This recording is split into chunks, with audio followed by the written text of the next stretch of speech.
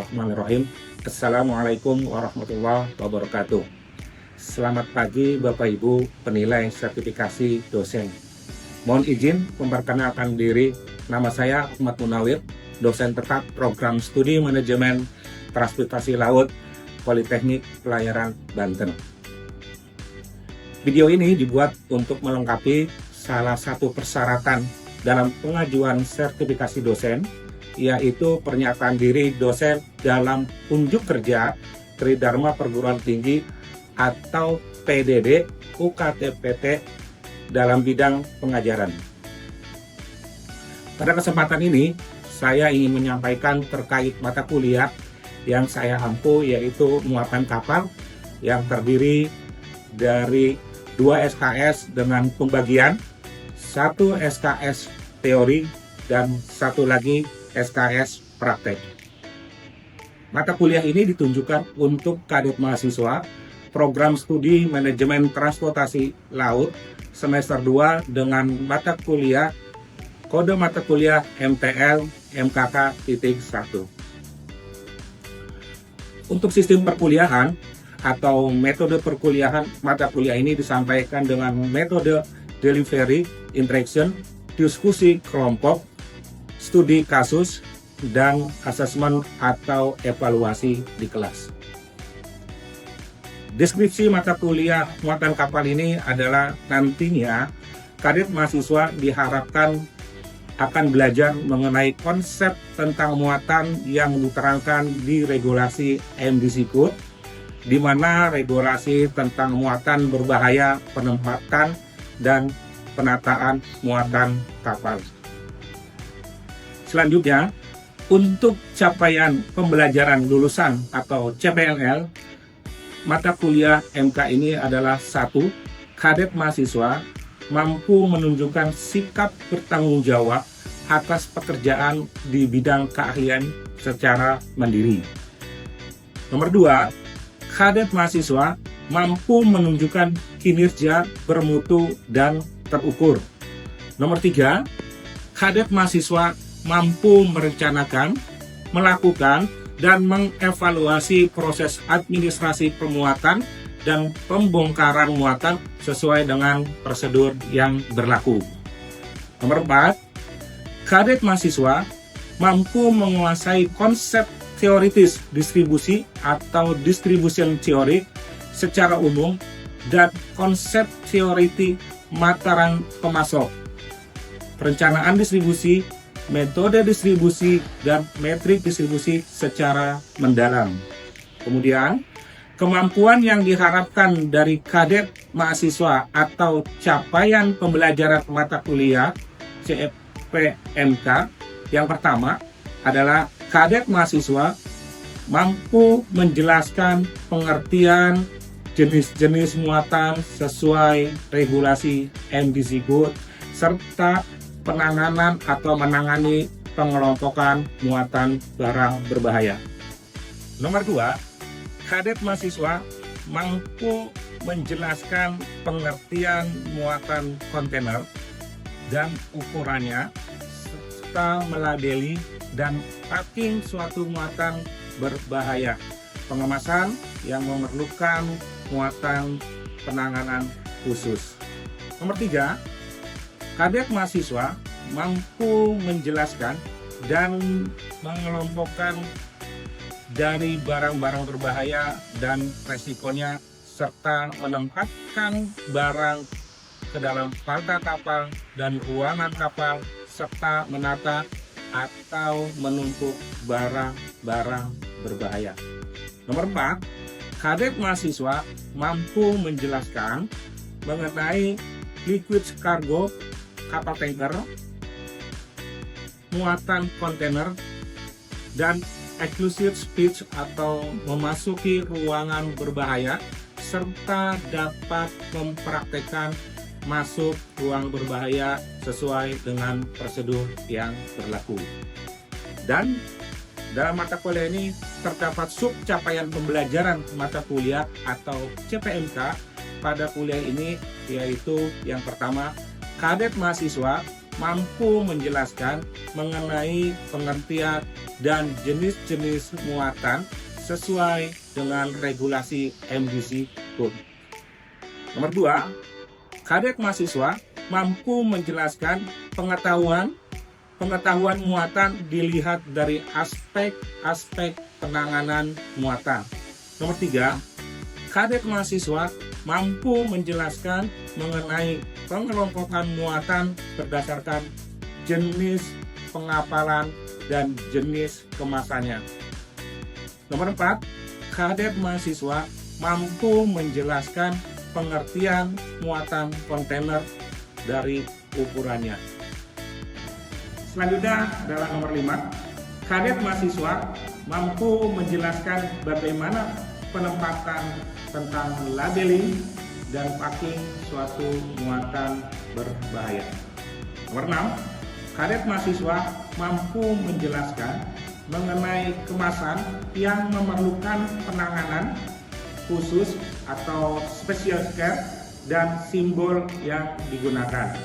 Nomor 7, kadet mahasiswa mampu menjelaskan mengenai pengertian dan penjelasan umum tentang muatan barang berbahaya serta ketentuan nasional dan internasional sesuai rekomendasi IMO dan MDC Code 1998. Selanjutnya nomor 8, kadet mahasiswa mampu menjelaskan mengenai kelas dan pengelompokan dari barang berbahaya. Dan nomor 9, kadet mahasiswa mampu menjelaskan mengenai penjelasan bagaimana penempatan barang berbahaya dalam paka kapal dan ruang kapal. Selanjutnya nomor 10, kadet mahasiswa mampu menjelaskan mengenai bahan dan resiko yang ditimbulkan pada barang-barang berbahaya. Nomor 11, kadet mahasiswa mampu menjelaskan mengenai prosedur pelayanan barang berbahaya dan tempat-tempat penumpukan barang berbahaya serta fasilitas di pelabuhan yang harus disiapkan untuk barang-barang berbahaya. Nomor 12, kadet mahasiswa mampu menjelaskan mengenai liquid cargo dan kapal tanker. Selanjutnya nomor 13, kadet mahasiswa mampu menjelaskan mengenai muatan kontainer. Selanjutnya yang terakhir, ini nomor 14, kadet mahasiswa mampu menjelaskan mengenai enclosed space atau pemasuk ruang berbahaya. Adapun komponen dan bobot penilaian pada mata kuliah ini adalah yang pertama kehadiran sebesar 10%, tugas sebesar 20%, UTS sebesar 30%, dan UAS sebesar 40%. Sehingga total atau bobot penilaian sebesar 100%. Untuk pembelajaran pada mata kuliah ini terdiri dari beberapa topik. Di antaranya, yang pertama terkait pengertian muatan secara umum, istilah-istilah dalam kegiatan pemuatan di pelabuhan. Nomor 2, menjelaskan definisi, karakteristik muatan, kerusakan, dan kerugian dalam penanganan muatan. Yang ketiga, di antara topik materi yang akan dibahas pada mata kuliah ini adalah sistem kontainerisasi yang terdiri dari kegunaan dan perkembangan kontainer, keuntungan dan kerugian kontainer, serta ukuran dan jenis kontainer, jenis-jenis kontainer, container equipment atau interchange resim, penyusunan kontainer by plan, sistem pengiriman dan penerimaan kontainer, serta kondisi kontainer dan proses pengelolaannya. Nomor 4, atau terakhir beberapa materi yang dibahas, adalah container cleaning and bills of loading atau BL, termasuk bagaimana cara container cleaning atau waste to cleanse dan fumigation method system, penggunaan dan persewaan kontainer, termasuk juga tata cara persewaan peti kemas, dan juga akan dibahas terkait masalah tarif peti kemas. Berikut video pembelajaran terkait muatan kapal yang dilakukan di kelas. Selamat menyaksikan. Waalaikumsalam warahmatullahi wabarakatuh. Selamat pagi. Baik. Apa kabar, Bang? Oke, kita lanjut ke pertemuan berikutnya. Pertemuan ke-13 terkait muatan kontainer. Jadi kita masuk pembelajaran pertemuan ke-13 dengan tema muatan kontainer. Definisi muatan kontainer itu adalah barang atau komoditas, yang dikemas atau diangkut dengan menggunakan kontainer. Jadi definisi muatan kontainer adalah barang atau komoditas yang dikemas dan diangkut menggunakan kontainer standar dalam pengiriman laut peti kemas. Jadi inti dari muatan kontainer itu adalah tadi seperti yang saya sebutkan, merupakan barang atau komoditas yang dikemas dan diangkut menggunakan kontainer standar dalam pengiriman laut. Sistem ini memudahkan proses bongkar muat, meningkatkan keamanan. Jadi sistem ini mempermudah bongkar muat, lantas juga meningkatkan keamanan dan melindungi barang selama dalam perjalanan.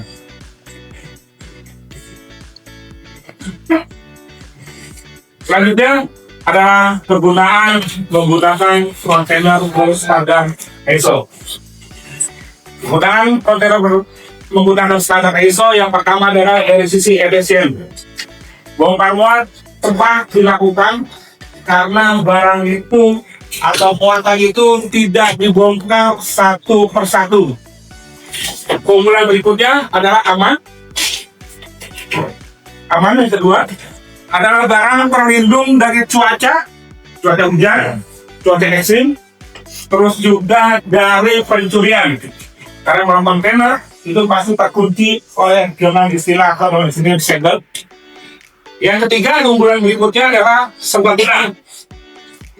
Serbaguna maksudnya bisa digunakan di moda transportasi lain, contohnya kapal laut, contohnya kereta api, contohnya perapi. Jadi keunggulan kontainer menggunakan itu serbaguna, bisa digunakan di kapal laut, kereta, dan truk. Keunggulan berikutnya adalah menggunakan kontainer berstandar ISO adalah tersusun rapi. Tersusun rapi dapat ditumpuk di kapal atau di terminal pelabuhan atau di kontainer ya. Jadi keunggulan kontainer berikutnya adalah tersusun rapi, dapat ditumpuk di kapal atau di terminal pelabuhan. Yang terakhir, keunggulan kontainer berstandar ISO itu bisa dipakai atau standar global, dapat digunakan di seluruh pelabuhan dunia. Jadi di Singapura bisa, di Indonesia bisa, atau di belahan dunia lainnya bisa menggunakan. Karena standarnya ini sudah standar internasional. Lanjut dulu ya. Ada pun prinsip-prinsip kelompok muatan. Jadi dalam proses atau kegiatan bongkar muat ada prinsip pokok penanganan muatan. Yang pertama adalah sisi keamanan atau safety. Jadi harus muatan itu terjaga dari sisi keamanannya. Kedua adalah sisi keamanan muatan. Jadi harus bisa terjamin barang tersebut rasa atau keamanan dari sisi keamanannya. Yang ketiga adalah prinsip pokok penanganan muatan itu keteraturan dan kerapian atau organize. Terus yang keempat adalah keseimbangan, stabilitas. Prinsipnya harus memenuhi keseimbangan kapal atau stability sehingga kapal itu bisa selamat sampai tujuan. Prinsip pokok penanganan muatan terakhir adalah efisiensi. Efisiensi, jadi barang itu atau prinsip penanganan itu harus bisa efisiensi dari sisi waktu dan biaya. Itu prinsip penanganan muatan. Sampai sini ada yang bertanya?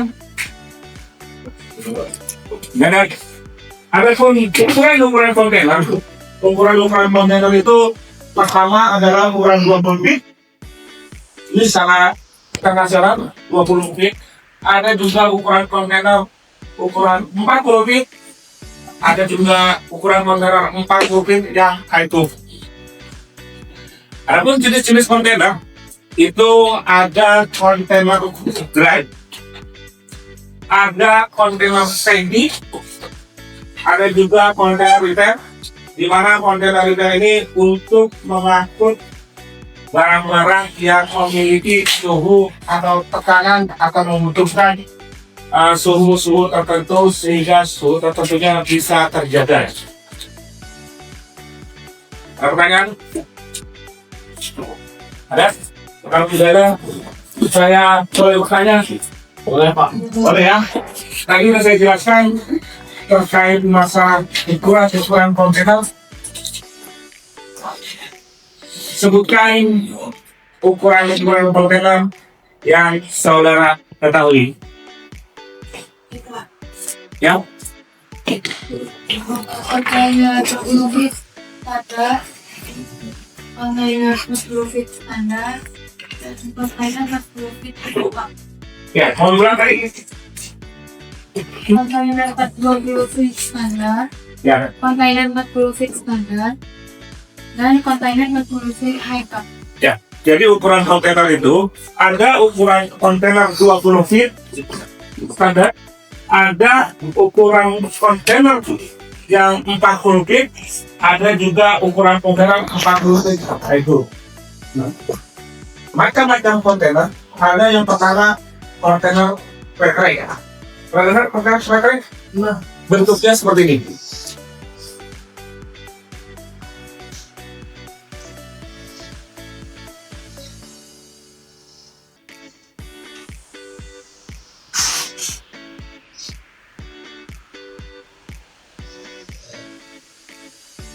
Ini kontainer baterai. Sisi sampingnya tidak ada dindingnya, kosong. Yang ada sisi di sini. Ini kontainer baterai. Sedangkan nomor kontainernya ada di sebelah sini.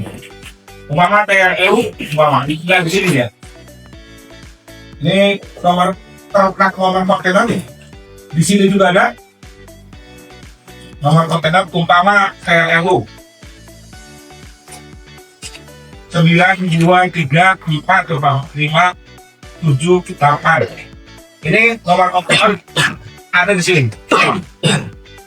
Nah, ininya pengikatnya, pengamannya atau dikenal istilah di Prabowo itu sepatu kontainernya. Kontainer baterai ini digunakan untuk barang-barang yang memiliki ukuran tidak tertentu. Besar, lebih besar dari ini digunakan contohnya seperti mesin alat berat. Ini secara umum menggunakan kontainer baterai. Ada juga kontainer tangki. Kontainer tangki biasanya untuk muat cairan gas, itu menggunakan kontainer baterai. Sampai sini ada pertanyaan? Silakan. Ya. Dalam ada beberapa kondisi tertentu, mengapa perusahaan itu lebih memilih menggunakan 2 kontainer 20 feet dibandingkan langsung 1 kontainer 40 feet? Ya, jadi ada pertanyaan, mengapa perusahaan dalam kondisi tertentu menggunakan kontainer ukuran 20 feet daripada 40 feet? Betul ya? Ada beberapa kemungkinan. Yang pertama adalah tujuan kontainer itu berbeda. Terkait tujuan membongkarnya, dia ada di pelabuhan mana. Umpama yang satu di yang domestik umpama, yang satu kontainer ukuran 20 feet dibongkar di pelabuhan Belawan, satu lagi kontainernya dibongkar di pelabuhan Batam. Itu kan 2 pelabuhan yang berbeda. Ada beberapa kemungkinan, di antaranya itu. Jadi satu kontainer barang itu ada dibongkar di pelabuhan Belawan, satu kontainer lagi 20 feet dibongkar di Batam. Perusahaannya sama. Belawan dengan Batam itu satu jalur. Tanjung Priok, Sekupang, Belawan itu kan satu jalur.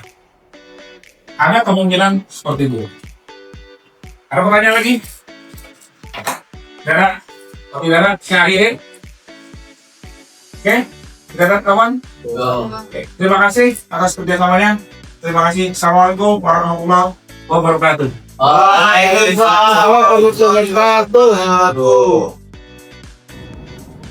Demikian video pembelajaran mata kuliah muatan kapal ini. Semoga dapat bermanfaat untuk kita semua.